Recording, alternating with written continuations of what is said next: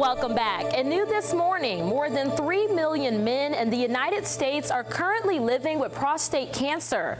Caring for a loved one with prostate cancer can be both emotionally and physically demanding. Caregivers often find themselves not only providing emotional support, but also managing medical appointments and assuming additional household responsibilities. I had the pleasure of speaking with Dr. Daniel George, medical oncologist at Duke University School of Medicine, about what he has seen when it comes to access to health care in both rural and urban areas. And the truth is that all men are at risk for prostate cancer, but there are certain subgroups that are at even greater risk for prostate cancer. Men with a family history, men who are black or African ancestry, and men who have a midlife PSA that's elevated. And what I mean by that is we recommend a PSA check between age 45 and 50. This is a simple blood test your primary care doctors can order for you, and if it's above 1.6, that's not actually elevated, but it's a stratifying factor. We really need to recognize that the best health care is preventive health care, and preventive by preventing cancer to get out of control. And screening is just that, to catch things early.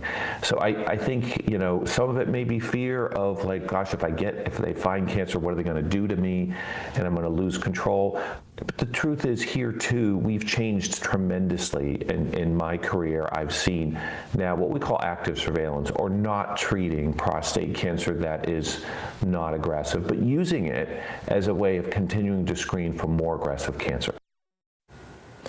Dr. Daniel George also focuses on the role that caregivers take while caring for a loved one battling prostate cancer. Here's what he had to say on navigating through it all.